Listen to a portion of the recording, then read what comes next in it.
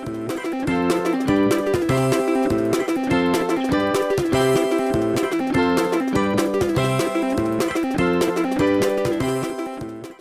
Everyone, आप सभी का हमारे चैनल पे स्वागत है बच्चों। तो मुझसे कमेंट सेक्शन में पूछा जा रहा था कि सर इस साल 10th का जो बोर्ड एग्ज़ाम है वो कैसे होने वाला है, ठीक है, कितना टफ आएगा, किस बुक से आएगा। सर प्लीज़ हमारी मदद कीजिए। देखो, अगर ऑनेस्टली मैं बात करूं, आप क्लास 10th में हो, पहली बार बोर्ड एग्ज़ाम देने वाले हो। जब मैं भी 10th में था ना, तो मैं भी बहुत घबराता था बोर्ड एग्ज़ाम को लेके, लेकिन इसमें घबराने वाली कोई बात नहीं है, ठीक है। आपके बड़े भाई होने के नाते, आपके दोस्त होने के नाते, ठीक है, आपको एक सलाह ज़रूर दूंगा, क्योंकि मैंने भी 10th का एग्ज़ाम दिया है। इतने साल मैंने पढ़ाई की है, उसके बाद इतने सालों से पढ़ा रहा हूँ और इतने सालों का एक्सपीरियंस हो चुका है। तो उस एक्सपीरियंस से मैं आपको एक बात कहना चाहूँगा।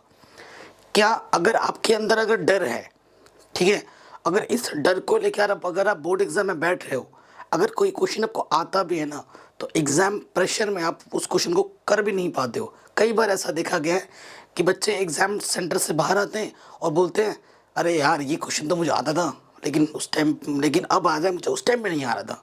ये बहुत देखा गया है। ये होता है आपका एग्ज़ाम फियर। जैसे अभी आप डर रहे हो ना, अरे भाई बोर्ड एग्ज़ाम कैसे आएगा, पता नहीं क्या लिख लूँ, क्या ही क्या हो जाएगा। तो उस चीज़ के लिए उपाय क्या है? सबसे बेसिक चीज़ है, अभी आगे बताऊंगा कि पेपर कैसे आने वाला है इस साल, ठीक है। पेपर का लेवल कैसा होगा, हार्ड होगा, मीडियम होगा, ठीक है, इजी होगा, कैसा होगा, वो सब कुछ मैं बताऊंगा। किस बुक से आएगा वो भी मैं बता दूंगा। तो बस वीडियो को बस शुरू से देखिए, एंड तक देखिए। एंड सब कुछ मैंने बच्चों पढ़ा रखा है। आप प्लेलिस्ट चेक कीजिए, वीडियो चेक कीजिए, डिस्क्रिप्शन चेक कीजिए, ठीक है।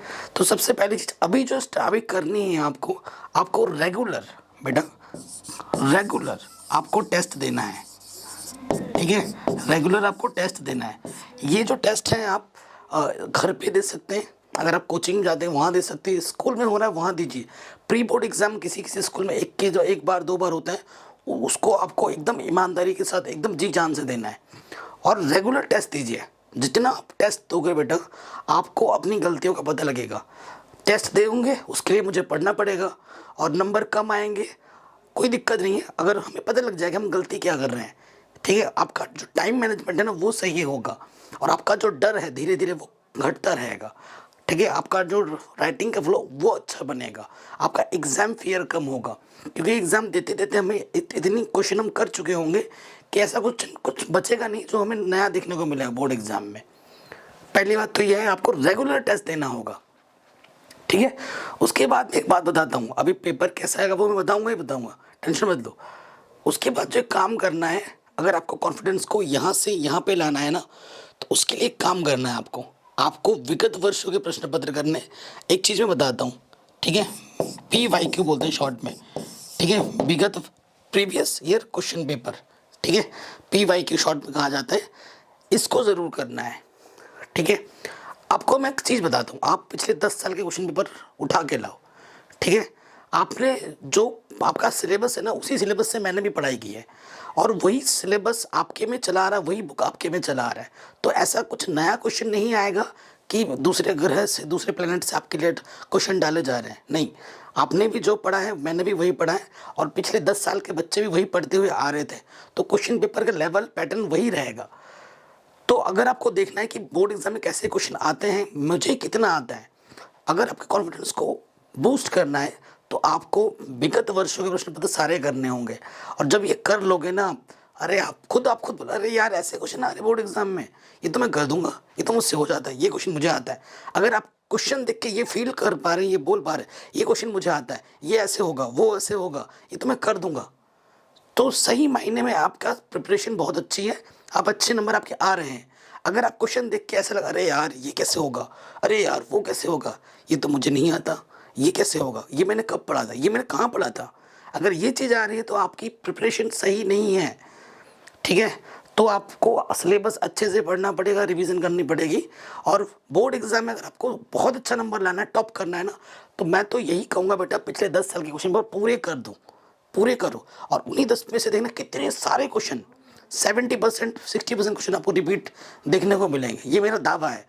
किसी भी विषय की बात कर लो, यहाँ पर विज्ञान, गणित, हिंदी, इंग्लिश, किसी भी विषय की बात कर लो, ठीक है। अब आप बोल रहे हैं सर अभी तक तो आपने बताया नहीं कि पेपर कैसे आने वाला है ना, पेपर टफ आएगा क्या होगा। तो देखो बच्चों, आज की बात नहीं है, पिछले हमेशा से ये चला आ रहा है। आप कोई सा भी बोर्ड एग्जाम पेपर उठा के देख लो, पेपर में कभी भी कोई क्वेश्चन टफ आता नहीं है। हमेशा हर एक क्वेश्चन आपके सिलेबस का होता है, ठीक है। पेपर पैटर्न इस साल कैसे आएगा वो मैं आपको बता देता हूँ। इजी आएगा, इजी से थोड़ा ऊपर आएगा, या तो मीडियम लेवल का होगा या मीडियम से भी कम होगा। इजी या इजी से ऊपर, इजी और मीडियम के बीच होगा, जिसे मॉडरेट कहते हैं अंग्रेजी की भाषा में, ठीक है ना। मॉडरेट पेपर होगा, मॉडरेट लेवल होगा आपका। इजी से थोड़ा सा ऊपर, मीडियम से थोड़ा सा नीचे लेवल रहेगा। बहुत टफ तो आएगा ही नहीं। अगर आप सोच रहे हो आपका पेपर बहुत टफ आएगा, बिल्कुल नहीं आएगा, ठीक है। और एक टिप्स मैं आपको दूंगा बेटा, जो जनरल सिंपल वाले जो क्वेश्चन है ना, उनको अच्छे से करना, वो ज़्यादा आएंगे इस साल बोर्ड एग्जाम में। ये मेरा दावा है, ये मेरा मैं आज बोल दे रहा हूँ। देखना जब बोर्ड एग्जाम दे के आओगे तो आपको मेरी ये बात आपको याद आ रही होगी, हाँ सर ने कहा था ऐसा, तब आपको याद आएगा। तो ये टेंशन लेना छोड़ दो कि पेपर बहुत टफ आएगा, टफ तो कभी नहीं आएगा, ठीक है बच्चों। और कोई बिहार बोर्ड से है, कोई यूपी बोर्ड से है, कोई उत्तराखंड बोर्ड से है, कोई किसी भी बोर्ड से है क्यों ना हो, सभी बोर्ड्स के लिए बता रहा हूँ। देखो बेटा, आपको अपने सिलेबस पे ध्यान देना है, आपको अपने चैप्टर पे ध्यान देना है। जब आपको सारी चीज़ें आ जाएंगी ना, तो चाहे वो ऑब्जेक्टिव हो चाहे वो सब्जेक्टिव क्वेश्चन हो, आराम से हो जाते हैं। और सब कुछ मैंने पढ़ा रखा है, ठीक है। हर चैप्टर की ऑब्जेक्टिव क्वेश्चंस मैं करा रहा हूँ और भी कराऊंगा। सब्जेक्टिव मैंने सब कुछ पढ़ा दिया, एनसीईआरटी पूरी पढ़ा दी है, ठीक है। इंपॉर्टेंट क्वेश्चन करा रहा हूँ चैप्टर वाइज, विगत वर्षों के प्रश्न पत्र करा रहा हूँ, मॉडल पेपर करा रहा हूँ, सब कुछ।